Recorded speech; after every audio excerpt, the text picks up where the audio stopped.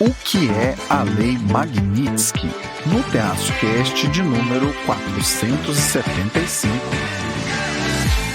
Fala pessoal, Caio Augusto, direto da noite de 27 de agosto de 2025, quarta, trazendo diretamente de Ourinhos, no interior de São Paulo, o 475 do TerraçoCast, o episódio da segunda quinzena deste mês de agosto, de 2025, claro.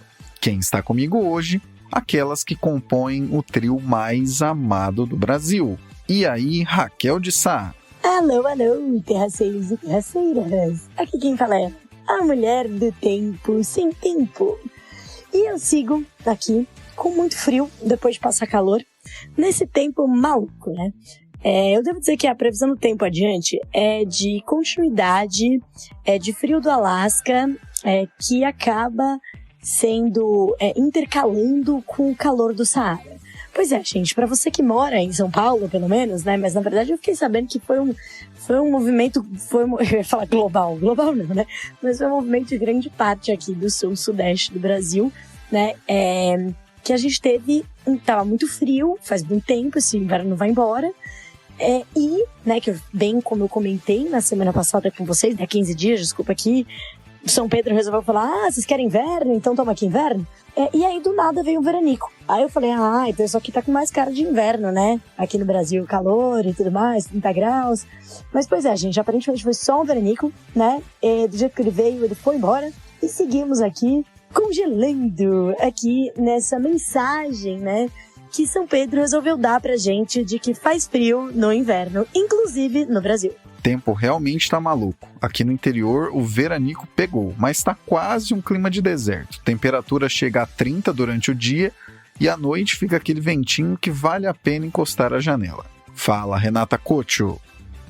Alô, terraceiros! Oi, Caio, oi, Fernanda, oi, Raquel. Espero que esteja aí tudo tranquilo com vocês.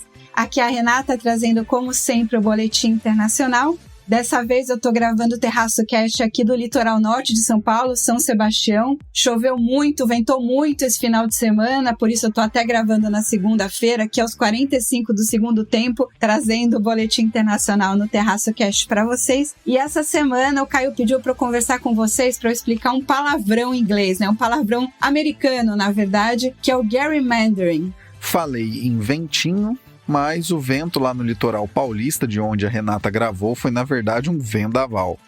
E vendaval político tem a ver com o tema que ela trará. Tudo bem, Fernanda Pérez de Mello? Olá, pessoal! Que dia maravilhoso! Sabe por quê? Estou de férias, mas mesmo assim estou aqui com vocês para a gente conversar sobre o quê? Tecnologia. Compromisso com o conteúdo desse amado podcast é tão grande que, como vocês já notaram, mesmo em férias, nossa equipe segue aqui. Vale mandar o episódio para alguém antes mesmo de começar, só para valorizar isso aí, hein? Ventiladores e ares condicionados, não sei, ligados para passar pelo veranico, fone no jeito, vamos ao 475. Raquel, afinal de contas, do que trata essa Lei Magnitsky? E o que vale a pena ficar de olho em relação a ela? E é isso mesmo, Caio Augusto. Hoje vamos de Lei Magnitsky.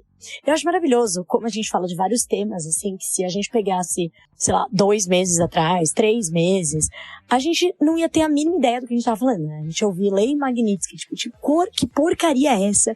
Do que raios a gente tá falando? E agora, de repente, todo mundo já sabe dessa lei, né? Então, eu devo dizer que assim, gente, se você quer saber os pormenores dessa lei, vai lá escutar os nossos colegas, tá? Do querido Petit Jornal, que eles deram uma super explicação da lei, achei bem legal, né? Ali no episódio, acho que foi no Petit Invest. Muito bom, viu, gente?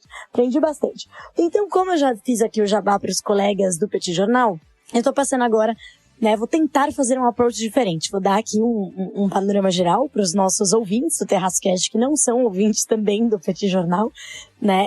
Mas dando aqui uma maneira, uma contextualizada para vocês do que é essa lei, né? E depois falar o que, não sei, a gente tá vendo de impacto e o que podemos esperar daqui para frente, né? Bom, a lei, falando, né, começando do começo. Quem é essa tal de Lei Magnitsky? É uma lei americana, tá?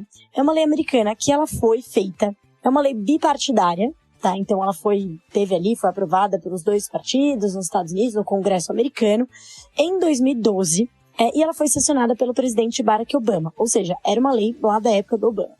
Ela foi criada depois que teve a morte de um advogado russo, que era o Sergei Magnitsky, numa prisão em Moscou, em 2009. Por que ela existiu? A ideia era ali punir autoridades russas pela morte desse advogado. Por que mataram ele, né? Porque ele foi um advogado que ele acabou denunciando uma série de práticas aí fraudulentas na alta cúpula do governo russo. E, obviamente, aí, né, ele foi preso, ele foi negado, enfim, uma série de cuidados médicos e tal, e acabou morrendo na prisão.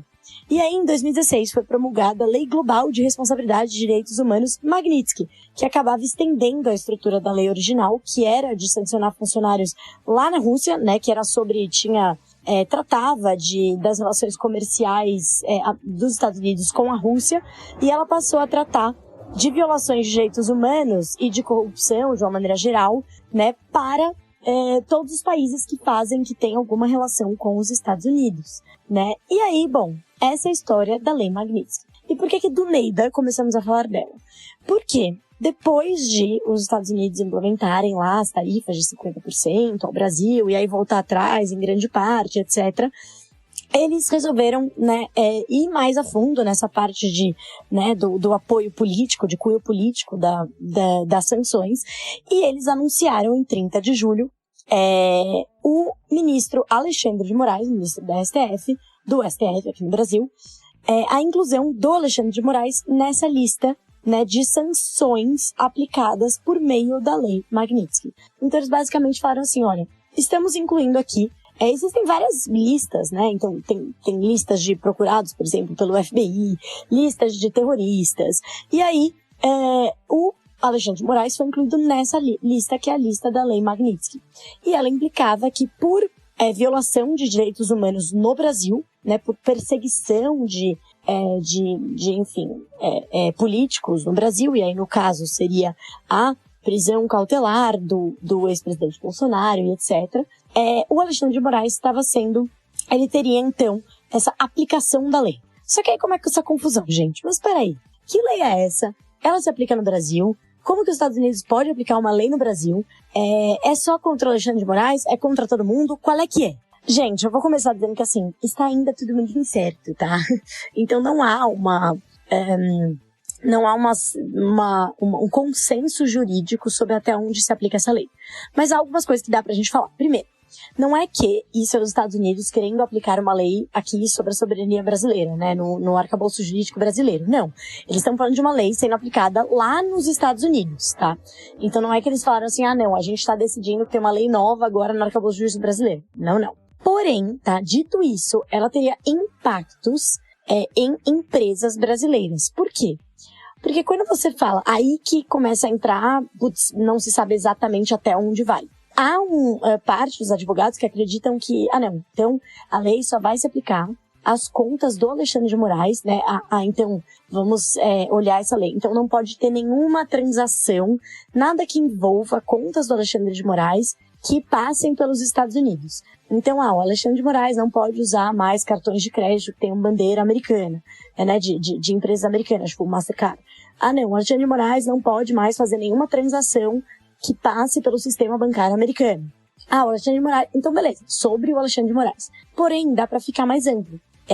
Como assim mais amplo? Por exemplo, se o Banco do Brasil, que todo mundo sabe que o Alexandre de Moraes tem conta, porque é o banco que faz o pagamento dos servidores públicos, né, e o Alexandre de Moraes é um ministro do STF, então se o Banco do Brasil tiver operações, e no caso ele tem operações grandes, robustas lá nos Estados Unidos, presença nos Estados Unidos, e ele tem o Alexandre de Moraes como cliente, então ele pode ser sancionado pelo governo americano, né, por não estar cumprindo a lei né, por ele estar lá, ter operações lá, etc., ter um equivalente ao CNPJ lá, etc.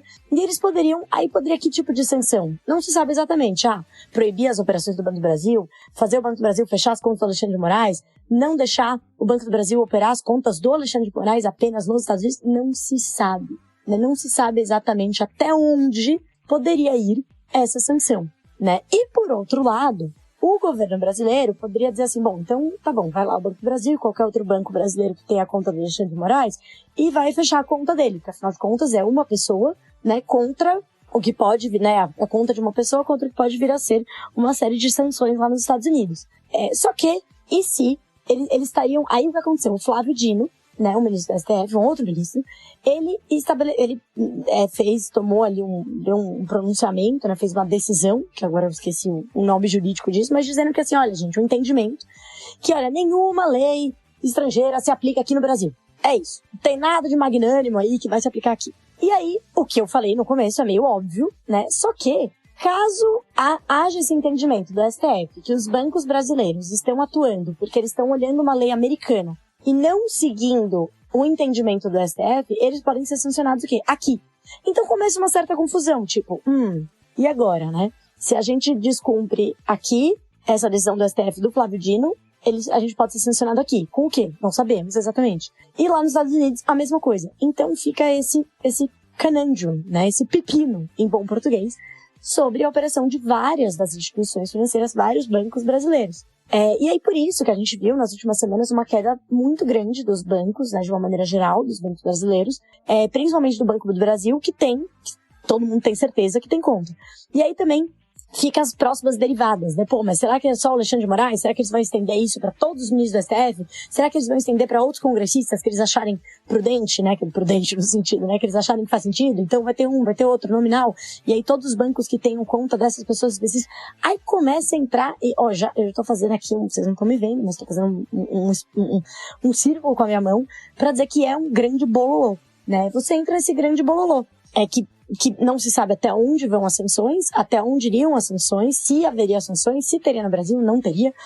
Não ajuda o fato de que os Estados Unidos são um país de common law, né, que tudo é jurisprudência. Então as leis, né, você tem a Constituição e é basicamente isso, tem algumas outras leis, né, mas é um país de jurisprudência. Qual que é a jurisprudência em que foi aplicada a Lei Magnitsky? Super pequena, né, é uma lei que foi aplicada aí contra a Rússia, sobre atuações muito específicas de, né, direitos humanos. A gente está falando de países muito pequenos sobre os quais ela foi aplicada, que não tinham grandes instituições financeiras que tinham presença nos Estados Unidos, por exemplo.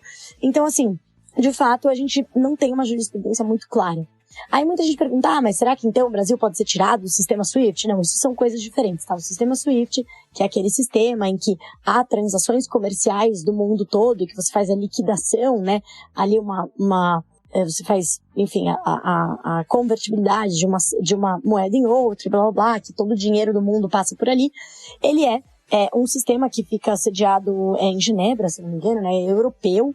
Então, que você precisa, para tirar alguém desse sistema, você precisaria ali ter uma decisão colegiada, uma decisão de todos aqueles que fazem parte do sistema. Então, não, né? Então, é uma coisa, como eu falo, nada é impossível, mas é altamente improvável, tá? Então, a gente tá falando de coisas bem diferentes. Tá falando de uma lei americana bem específica, né? Que tá falando do Alexandre de Moraes para uma coisa que vai muito além, né? Aqui, SWIFT, trazendo para vocês o acrônimo, né? A sigla é Society for Worldwide Interbank Financial Telecommunications. Então, você tem mais de 11 mil instituições financeiras em mais de 200 países que fazem parte aí desse sistema. Então, que de fato a gente não tá falando de uma coisa, né? Americana especificamente. A gente tem bancos centrais de países no mundo inteiro, tá? É uma espécie de cooperativa, né, que é controlada por essa série de bancos diferentes. Então, por que veio essa pergunta, né? Porque você traça o paralelo com a Rússia, então o Magnitsky era um russo, então foram aplicadas sanções contra a Rússia na época e depois tirou do SWIFT. Não, foram coisas diferentes, né? A retirada da Rússia do sistema SWIFT foi lá quando eclodiu a guerra contra a Ucrânia, tá? Entre Rússia e Ucrânia. Então, bem diferente. Então, gente, é isso. Tem sede na Bélgica mesmo, tá? Falei aqui, né? Falei só o lugar errado aqui, é Laup, na Bélgica, tá? Aqui o nosso sistema SWIFT. Então foi só uma confusãozinha ali entre cidades, né? Entre países europeus, confundi um pouco a Suíça com a Bélgica, mas todo mundo amigo por ali. Mas enfim, só para dizer que, independente de onde ela esteja sediada, o sistema seja sediado é bem diferente dessa questão da lei Magnitsky. E aí, gente, um monte de incerteza, não sei se eu trouxe mais, né, nuvens, mais dúvidas ao tema, mas esses desdobramentos, quando a gente fala de uma maneira geral, do mercado como um todo, isso trouxe muita incerteza. Então o que a gente tem visto é que só esse vai, não sei se, né, como se aplica, não se aplica, o Brasil agora então entrou no hall de países que tem um calo no sapato aí dos Estados Unidos, eles têm uma briguinha, porque antes a gente não era, né? Então tem aquela questão que eu sempre falo do efeito indireto, e essa lei Magnitsky também tem esse tal do efeito indireto. Mesmo que seja, né, consensual, então que se torne consenso entre, né, juristas de que não vai ter sanção nem do lado americano, nem do lado brasileiro, calma, veja bem, é só a conta do Alexandre de Moraes, não extrapola para outras contas, etc. Mesmo que seja isso, a incerteza, ela tá aqui, ela não vai embora, tá? É aquela coisa da credibilidade, ela é muito difícil de você construir, muito fácil você quebrar. A credibilidade, a confiança é a mesma coisa, né? Então é muito fácil você quebrar a confiança. Quando você fala de mercados, é a mesma coisa, né? Se você é um investidor e você tá vendo que o Brasil começou a estar num monte de bololô, você fala, não, então peraí, eu não vou querer entender se tem lei, não tem lei, qual é o banco que vai ser afetado, qual não vai, eu vou cair fora, né? Então, assim, esse ponto, né? Não à toa a gente teve ali, ao mesmo tempo que tava lá o Jerome Powell, né? O presidente do Fed, dando um recado dovish, né? Ali, que é considerado mais tranquilo com a inflação, dizendo, não, veja bem, talvez o mercado de trabalho esteja pesando mais agora, então talvez mesmo a inflação possa ser transitória. Então calma que vocês vão ver como é que eu vou linkar os dois pontos, tá, gente? Então tinha de um lado o Banco Central americano dando esse recadinho e fazendo o quê? Com que o dólar perdesse força no mundo inteiro, porque estava todo mundo já precificando queda de juros nos Estados Unidos, isso enfraquece a moeda americana. Aqui no Brasil a gente estava tendo um movimento de alta, né, do dólar. Parte desse risco já dissipou, mas ele fica no ar, né? Então, essa questão ali, quando a gente olha no mês, né, em agosto, depois de que tudo isso aconteceu, né, o mês em que tudo isso aconteceu, a gente viu uma abertura da curva de juros, né, comparado a um mês atrás, tem essa percepção de risco mais alta, né, que a gente vê em diversos ativos, né, aqui no Brasil, diversos ativos financeiros. E quando a gente não fala de ativos, quando a gente fala mais de investimento de longo prazo, quando a gente olha para o investimento externo direto no Brasil, ele é super importante, porque a gente está tendo a nossa balança comercial, a gente está com um déficit muito maior do que a gente estava nos últimos anos, muito porque a nossa atividade econômica está muito forte, então a gente está comprando muito, atividade super aquecida, a gente está comprando demais, a gente começou a comprar muito mais do que a gente comprava, com o dólar mais fraco ainda, compramos ainda mais, ficamos com um déficit em contas correntes mais alto do que o histórico. E o que cobre isso do outro lado? Normalmente são os financiamentos diretos, né? O investimento externo direto, que agora mudou de nome, mas eu aprendi assim, então eu continuo chamando assim, que é aquele investimento mais de longo prazo. E isso, né, estava vindo relativamente estável, mas pode sim ser afetado, né? Inclusive, esse tipo de investimento pode ser afetado, não só o investimento de portfólio de curto prazo. Por quê? Porque se você está pensando em fazer um investimento de longo prazo no Brasil e você fala, cara, nem nisso eu tenho essa estabilidade jurídica, vai que cai uma lei magnânima aí de novo e eu vou ter que tirar meu dinheiro, eu não vou conseguir tirar meu dinheiro, Então, tudo isso pode acabar sendo impactado, né? Então, olha como a gente consegue ter desdobramentos, né? A segunda, a terceira, a quarta derivada de tudo isso, né? Tem que igualar muito a zero para chegar nessas derivadas. Mas é isso. Então, todo esse imbróglio, ele trouxe mais incerteza aqui para o cenário brasileiro, não só para o mercado, não só para o curtíssimo prazo, mas pode sim impactar de maneira mais estrutural a nossa economia, mesmo que o impacto não seja assim diretão. E é isso, pessoal, consegui juntar aqui, né, o Fed, né, o déficit em conta corrente, as nossas contas externas aí que saiu, a lei magnânima, né, a lei Magnitsky, e tudo que a gente tem visto, né, os movimentos que a gente tem visto, inclusive do capital estrangeiro nos últimos meses aqui, que é de um enfraquecimento, né. A gente teve uma saída, um fluxo forte de saída de capital estrangeiro, que acabou até revertendo o que entrou forte no primeiro semestre. Então agora, com essa expectativa de queda de juros nos Estados Unidos, a expectativa, assim, a rotação para os países emergentes voltou a ganhar força. Será que a gente vai ficar de fora? Eu acho que esse que vai ser a tônica aí para os próximos meses, que vamos ficar de olhos e ouvidos bem abertos. Raquel resumiu com maestria. Vou me utilizar de uma fala em alemão de outro ministro do STF para explicar para vocês o que é que está acontecendo. Vamos fazer uma grande confusão. Como se diz em alemão, eine große Konfusion. É isso mesmo. Uma grande confusão está sendo colocada na mesa. Em todo caso, mesmo com instabilidades diversas, é importante termos em mente que isso não deve ter escopo infinito. E o motivo é muito simples. Diferentemente do que aconteceu em países que não tiveram como segurar a porrada, como o caso da Colômbia, que teve de se curvar ao tio Sam em questão de horas dentro de um mesmo final de semana para não quebrar em virtude das vendas de café e de rosas em véspera de Dia dos Namorados na América, diferentemente desses outros países, o Brasil não está seguindo a estratégia de, aspas, vamos fazer tudo que o cara pedir, fecha aspas. E cá para nós, Índia e Suíça, países absolutamente diferentes que são ainda mais importantes em termos de parcerias comerciais com os Estados Unidos, também tomaram tarifas razoáveis, tentaram negociar e não conseguiram absolutamente nada. Parece que tarifas e essa tal de lei Magnitsky não têm relação entre si, mas cabe lembrar que o maior apelo da cartinha do Trump ao Brasil, que colocava tarifas, tinha relação direta com aspectos políticos e judiciais, não econômicos. A Justiça do Brasil não irá seguir essas solicitações. O ex-presidente está cada dia mais perto da prisão e a roleta de problemas dos Estados Unidos já girou, já foi para outros lugares. Não estão mais tão de olho aqui no Brasil. Até estão, mas para rever mais tarifas ainda, como algumas que Alckmin, que é quem está negociando em nome do governo brasileiro sobre essas tarifas, anunciou recentemente que foram liberadas. Itens de aço e alumínio também estão isentos dessa tarifação de 50%. Voltando a essa lei, cabe apontar que um dos coautores dela já se manifestou lá nos Estados Unidos sendo contrário a essa sanção, dizendo que isso seria uma deturpação da lei. No fim das contas, esse barco já saiu do porto e, pelo visto, enquanto Trump for presidente, até 2028, ou depois disso, caso ele execute o golpe que insuflou quando perdeu nas urnas para o Biden, essa situação não deve se alterar, né? Quem está sancionado vai continuar sancionado, quem não está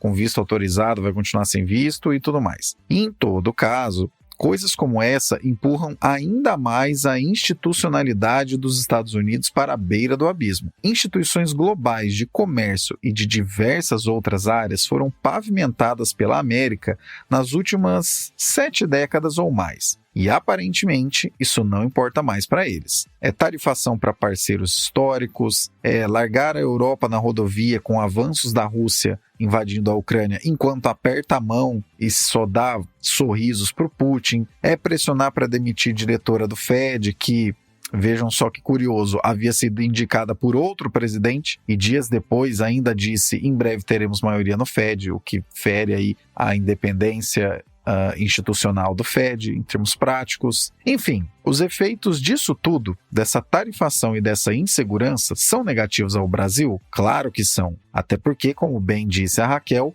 a gente nem sabe até onde vai isso, se isso para por aqui, embora seja uma hipótese razoável de que outros problemas vão aparecer. Ou como dizem os ingleses, they've got bigger fish to fry nesse exato momento. Mas isso é o que deve acontecer de dano para o Brasil é muito pequeno perto do dano institucional aos próprios Estados Unidos perante o resto do mundo. A coisa anda tão esquisita que vale pensar, Stalin, se pudesse ter sido presidente no tio Sam, talvez não conseguiria causar tanto dano às instituições quanto Trump o faz. Mas pelo menos vem Nobel da Paz por aí, né, pessoal? Ou não, vai saber.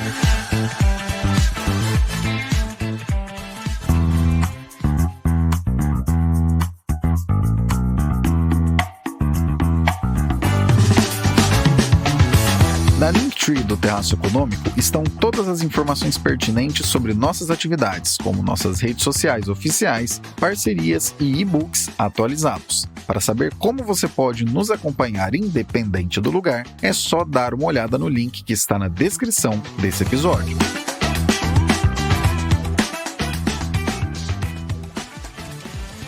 Renata com o Boletim Internacional.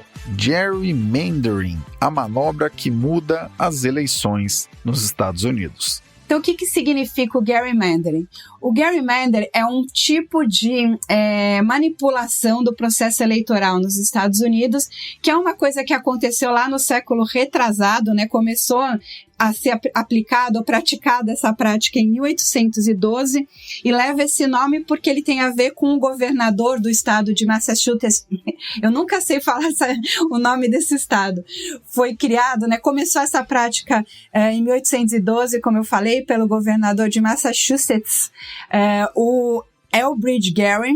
E o que significa esse processo, né? Para vocês entenderem, vocês têm que entender como é que é o sistema eleitoral nos Estados Unidos, que é diferente do sistema eleitoral brasileiro, principalmente no que se refere aí à formação do Congresso, né? No caso, a Câmara dos Deputados, porque o Senado é meio parecido com o Brasil, né? Cada estado tem ali o mesmo número de senadores, porque a ideia do Senado é representar os estados. No caso da Câmara dos Deputados, né, da Câmara dos Representativos, né, nos Estados Unidos, dos representantes, ele tem um voto distrital. Então, como é que isso funciona? Cada estado, né, é dividido em distritos. Alguns estados menores, menos populosos, né, são 7 estados, são considerados um distrito só. Então, esses estados menos populosos vão ter apenas um deputado como representante, mas estados mais populosos, então, por exemplo, a Califórnia tem 52 distritos. Então, ela vai ter 52 cadeiras no Congresso, que é o estado mais populoso. Então, isso é dividido por população, né, meio parecido, nesse caso, com o que acontece no Brasil, mas cada estado é dividido em outros distritos. Então, a Califórnia, dependendo de onde você mora, do distrito que você mora, você vai eleger o deputado que vai representar o seu distrito.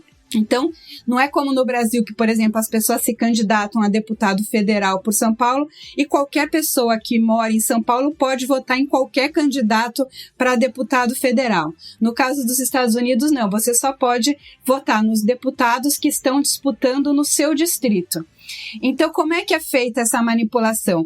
Essa manipulação é feita mudando o desenho dos distritos para favorecer determinados partidos. Então, se você sabe, por exemplo, que um distrito tem uma concentração muito grande de eleitores, por exemplo, do Partido Republicano, você muda o desenho desses distritos de forma que você aumente a chance de determinado partido ganhar do outro, né? Como a gente sabe, os Estados Unidos só tem praticamente, né? São dois, é um modelo bipartidário, né? A gente tem basicamente só os republicanos e os democratas, né? Um percentual muito pequeno que é levado aí para os candidatos independentes.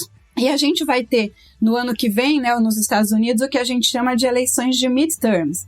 Então, o que aconteceu? Quando o Trump foi eleito, ele conseguiu não só a eleição para presidente, como ele conseguiu também a maioria na Câmara dos Deputados e no Senado. E nessas eleições agora de midterms, há uma expectativa, e é o que normalmente acontece, né, na história das eleições dos Estados Unidos.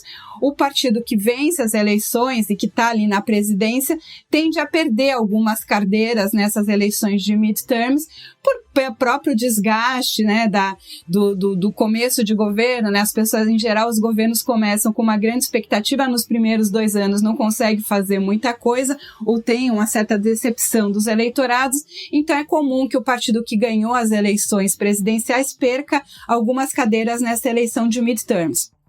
E a eleição passada foi relativamente disputada, né? Então, o Partido Republicano conseguiu a maioria na Câmara dos Deputados com 220 distritos ou 220 representantes contra 213 dos democratas e mais 2 independentes. Então, você tem aí, né, uma diferença, digamos assim, de 7 ou 9 deputados que estão fazendo essa maioria do Partido Republicano. Nas próximas eleições, o que as pesquisas demonstram aí, né, porque você tem aí uma queda de popularidade do Donald Trump, né, a última pesquisa demonstra que 55% dos americanos acredita que ele foi meio aí longe demais, principalmente no que se trata aí de tratamento com os imigrantes, ou até, desculpa, eu tô com um pouco resfriado, tratamento com os imigrantes ou tratamento com outros países e tudo mais. Então, você tem aí essas disputas, né? E o que as pesquisas indicam que a gente vai ter nas próximas eleições cerca de 18 cadeiras que vão ser disputadas aí entre democratas e republicanos. Porque tem alguns distritos que, né, sempre os republicanos ganham, sempre os democratas ganham. São lugares que, em geral, os partidos nem fazem muita campanha porque já sabem meio que já ganhou, né? E aí você tem aí tanto os estados pêndulos quanto os distritos pêndulos, e o que a gente espera na próxima eleição é que tenha, né, grande disputa em 18 desses distritos. Então, qual que é a estratégia do Trump de gerrymandering, né, que ele está começando a fazer, e ele tem uma facilidade, porque além dele ter a maioria na Câmara e no Senado atualmente, ele também tem a maioria, digamos assim, na Suprema Corte dos Estados Unidos, né? A gente sabe que hoje a Suprema Corte dos Estados Unidos, ela tem uma maioria de conservadores. Então, o Trump tem aí o apoio do Legislativo e do Judiciário para tentar fazer essas mudanças aí no desenho dos distritos de forma a favorecer o Partido Republicano. Então, fazendo, né? E aí tem até umas charges, umas coisas engraçadas, né? Porque normalmente como é que você dividiria os distritos, né? Meio que, sei lá, faz um corte assim como se fosse cortar uma pizza, sei lá, um bolo, né? Mas não, eles fazem um desenho todo esquisito, né? Que é para poder aumentar as chances do seu partido ganhar essas cadeiras a mais no Congresso. Então, é uma prática aí que é considerada, né, autoritária, sei lá, antidemocrática, mas você tendo a maioria no Congresso, a maioria no Senado e ainda a maioria, né, o governo em alguns desses estados, então o que o Trump está fazendo é pressionar os governadores dos estados que o Partido Republicano ganhou para redesenhar esses mapas, né, esses mapas dos distritos nesses estados que hoje são controlados pelo Partido Republicano, para que esse controle seja ainda maior. Ou seja, para que você aumente o número de representantes republicanos nesses estados. E o que acontece muito, né? Porque você pega um estado, por exemplo, como a Flórida. A Flórida é um estado que votou no Partido Republicano nas últimas eleições, né? Tem votado no Partido Republicano, mas tem alguns lugares, então, por exemplo, Miami, as principais cidades, né? Miami, Orlando, em que o Partido Democrata tem ganhado. Então, se você diminui as cadeiras dessas grandes cidades e aumenta as cadeiras para os distritos menos populosos, por exemplo, você acaba favorecendo o Partido Republicano, que tem mais votos nas zonas rurais e menos votos nas zonas mais urbanas, mais concentradas de pessoas. Outra coisa que também estão fazendo é dificultar o acesso do eleitor ao voto. Então, a gente sabe, por exemplo, né, tanto dificultar o acesso ao voto. Então, nos Estados Unidos não tem uma carteira de RG, um título de eleitor nacional, como acontece no Brasil. Então, cada estado define que tipo de exigência de comprovante de residência, de documentação, ele exige dos seus eleitores para que esses eleitores possam votar. Então, estados mais lenientes, que querem ter um maior número de eleitores, fazem menos exigências para que os eleitores possam votar. Estados que querem controlar mais, diminuir o número de eleitores, fazem mais exigências. Como assim também tem uma tendência que os eleitores do Partido Democrata, né, sejam mais pobres ou tenham menos acesso à documentação, se você torna esse acesso mais rígido, você acaba também diminuindo a quantidade de eleitores, teoricamente, né, ou potenciais do Partido Democrata. Então, é esse tipo de alteração. Outra coisa que o Trump está fazendo é querer tirar os eleitores, né, as pessoas, eleitores não, né, mas os habitantes não documentados do censo. Então, por exemplo, se você tem uma cidade que recebe muitos imigrantes, né, por exemplo, Miami ou o próprio Orlando. Mas essas pessoas moram lá.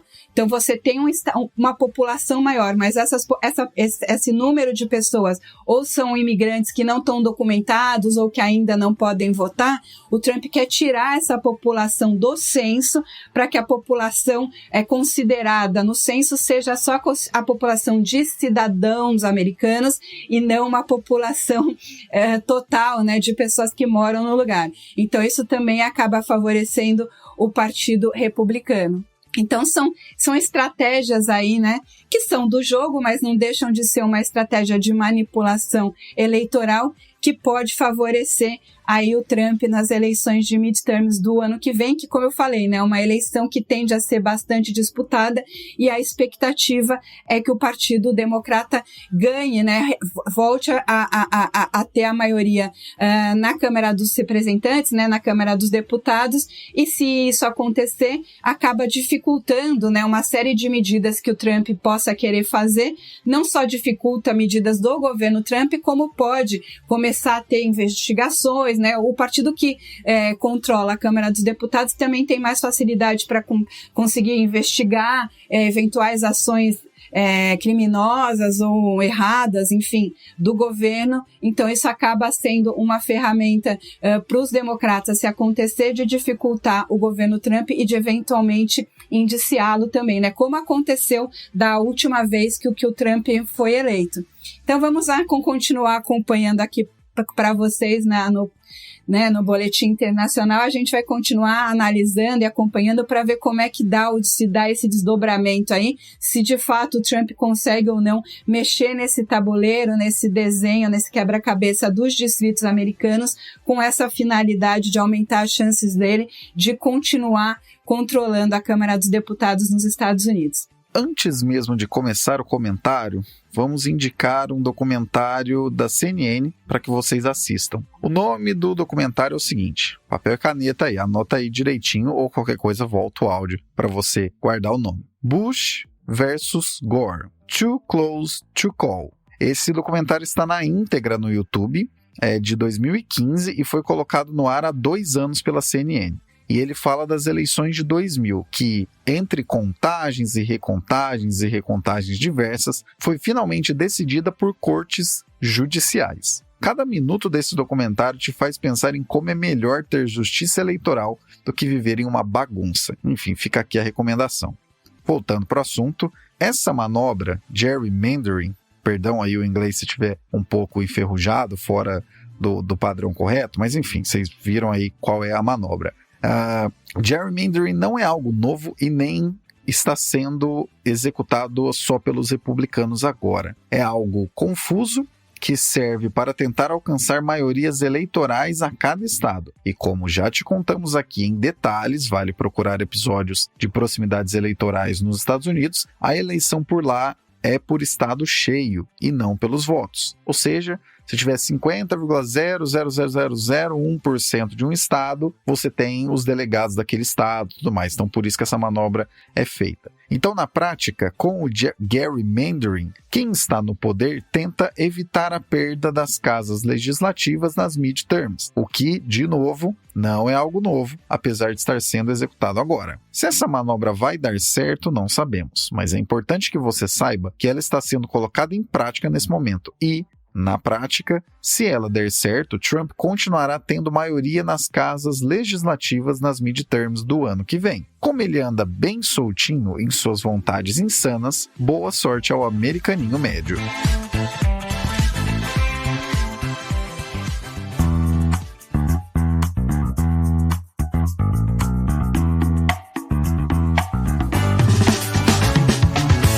Você gosta de como abordamos os assuntos aqui no Terrascast, focando mais em traduzir os tópicos e passar a real do que em falar o economês chato que a média da nossa classe produz? Então você vai curtir também ler nossa newsletter, a Reflecionários, onde abordamos cenários econômicos e reflexões amplas de uma maneira bastante direta, com teses que podem mudar o jeito como você vê o mundo e, quem sabe, podem até mesmo mudar para melhor certas decisões que você toma na sua vida. Não deixe de colocar seu e-mail no mailing do Terraço para receber as próximas edições. O link está na Linktree, que está na descrição desse episódio.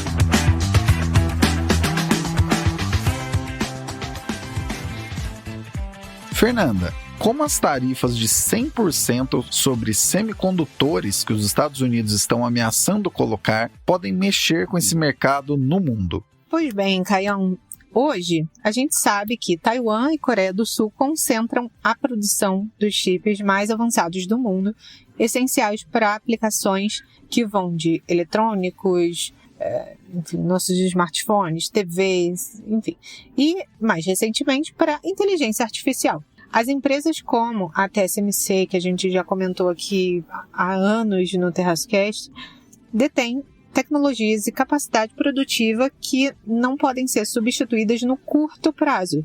Então, a proposta do Trump, anunciada no contexto da sua campanha eleitoral, surge num cenário de rivalidade tecnológica crescente e de políticas americanas que são voltadas para reduzir a dependência de fornecedores estrangeiros, leia-se, asiáticos, considerados críticos para a segurança nacional. Apesar do peso potencial de uma tarifa de 100%, o mercado financeiro não reagiu de uma forma brusca. Existe a percepção de que a ameaça tem mais um caráter político e estratégico do que efetivamente uma probabilidade de execução no curto prazo. A implementação de uma medida dessa magnitude iria depender não só da vitória eleitoral do Trump, que ele teve, mas também do apoio político geral e da viabilidade legal. Além disso, o impacto direto para as empresas americanas seria muito grande. Os chips importados ficariam mais caros, pressionando custos, preços e possivelmente a inflação no setor de tecnologia, que a gente sabe que tem uma importância estratégica para se manter na liderança global atual. A experiência do governo Trump mostra que as tarifas agressivas já foram usadas como um instrumento de barganha, especialmente ali nas negociações com a China. Muitas vezes os valores anunciados inicialmente foram reduzidos, que aí tem aquela expressão conhecida nossa, né? Taco, Trump always chickens out, né? O Trump sempre amarela, em bom português. E ainda assim, a sinalização de um possível endurecimento comercial com os aliados asiáticos reforça a tendência de que a política industrial e tecnológica dos Estados Unidos vai seguir cada vez mais um molde de questões de segurança nacional.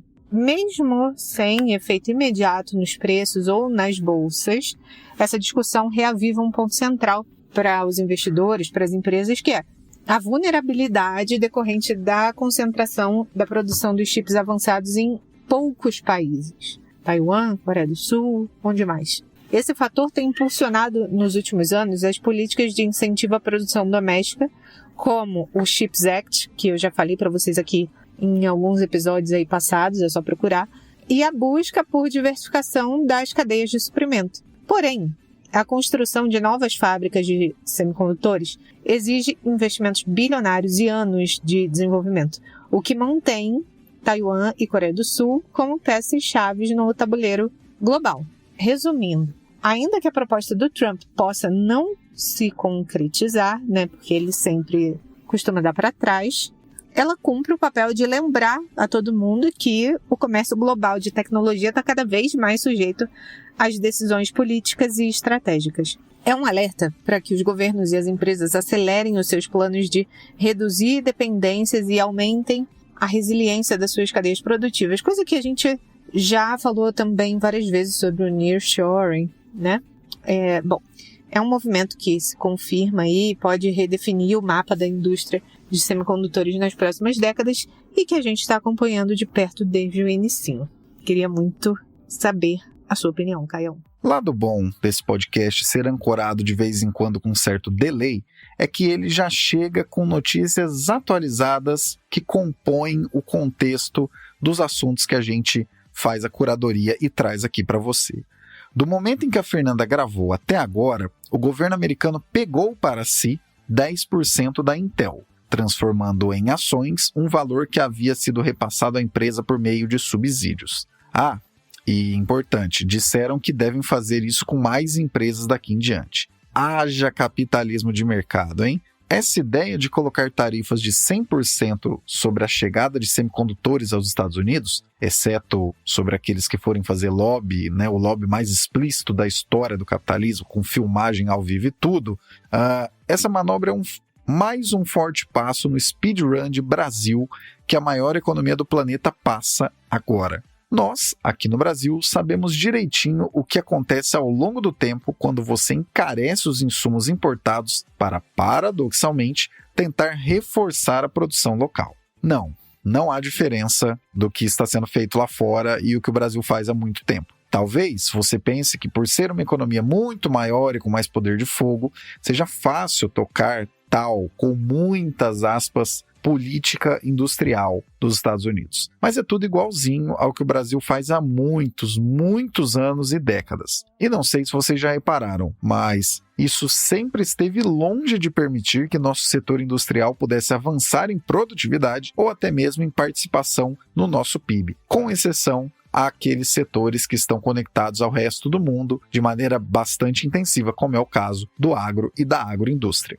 Trump está encarecendo a produção nos Estados Unidos para tentar estimular a produção nacional. Tirando quem entra em exceções ou recebe carretas de dinheiro à la campeãs nacionais do BNDES, de novo em um paralelo com o nosso país, ninguém vai realmente botar a mão na cumbuca de verdade para produzir com compromisso de longo prazo. E isso acontece porque uma coisa muito importante demora tempo: o ganho de escala e produtividade vindo da especialização de um setor. Parece que a gente falou em economês aqui, mas vamos voltar para o bom português. Sabe aquele negócio de que existem cidades na China especializadas em determinadas coisas? A cidade que faz tênis, a cidade que faz isqueiro, a cidade que faz tela de celular e assim por diante? Então, tudo isso aconteceu por uma quantidade muito grande de anos pegando o serviço do resto do mundo, que achava caro produzir em casa, então se aproveitou do custo baratinho que havia e não há mais de produzir na China, e também se deve por uma formação de uma cadeia logística complexa e muito difícil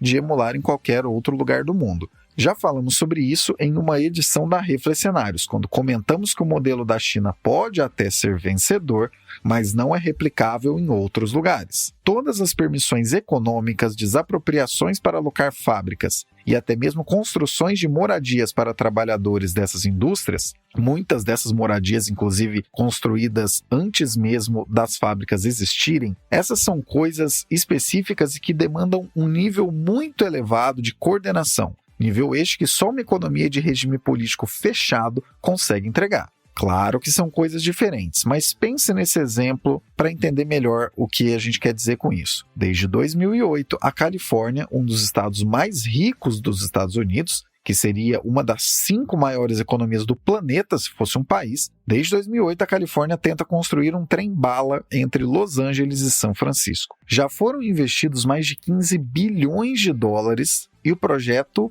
não saiu. Na China, por ano, em média, são construídos 5.000 quilômetros de trem-bala. As condições são as mesmas? Claro que não. E se não são as mesmas para um trem-bala que não sai em um dos locais mais ricos do planeta, por qual motivo vocês acham que sairia para uma imensidão de fábricas, de bugigangas básicas, itens de cozinha a semicondutores de altíssima tecnologia? Por que vocês acham que isso vai acontecer de maneira intensiva em todo o território americano só porque ficou mais barato trazer os itens de fora? Outro detalhe interessante, se formos lembrar do desemprego, que está estabilizado na menor faixa dos últimos 50 anos, há mais de 2 anos e meio, e também que o fluxo migratório que ajudava a escoar empregos de mais baixa qualificação, esse fluxo está praticamente seco. Enfim, não tem condição de terreno, não tem condição de dinheiro, não tem condição de gente, e ainda assim eles vão tentar. O speedrun de Brasil está em marcha máxima. Nem os pais da nova matriz econômica, que são muito ausentes, diga-se de passagem, se recusam a assumir essa paternidade, nem os pais da nova matriz econômica, se pudessem tocar a pauta econômica americana, conseguiriam sorrir tanto. Vamos então nos encaminhando para o encerramento do 475, o episódio da segunda quinzena de agosto de 2025, deste que é o podcast de economia, política e assuntos afins mais amado do Brasil. Obrigado, Raquel! É isso, pessoal. Espero, né, que não tenha trazido mais dúvidas, né, do que respostas para os nossos ouvintes aqui do Terrascast. E antes tarde do que nunca, eu já dou um oi e um tchau para as minhas companheiras de podcast, para a Rei e para a Fê. E também, claro, como sempre, para o nosso âncora aqui, para os nossos queridos ouvintes maravilhosos que amam esse nosso, né, glorioso podcast. Quer dizer, Terraço Cast, né, pessoal? E é isso, gente. A gente se fala e a gente se ouve daqui 15 dias. Obrigado, Renata. Era isso que eu tinha para comentar com vocês essa semana. Daqui a 15 dias, então, eu volto com mais análise e mais comentários para vocês no Boletim Internacional aqui do Terraço, tá bom? Um beijo, um abraço para todos e até lá. E obrigado, Fernanda. Meus queridos terraceiros, muito obrigada pela sua companhia nesse episódio maravilhoso. A gente se vê no próximo. Vocês sabem que podem me encontrar nas redes sociais como @sigafefa. E é isso, até a próxima. Valeu! Gostou do que ouviu aqui? Manda pra galera, colabore com a audiência. É isso que nos faz estar aqui há tantos anos e o que nos dá gás para seguir adiante por muitos mais. Abraços pelas ondas sonoras, retomamos a prosa no próximo episódio.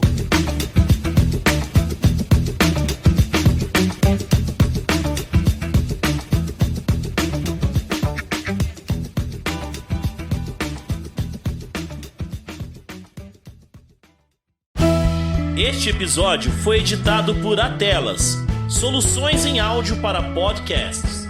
Encontre a Atelas nas redes sociais.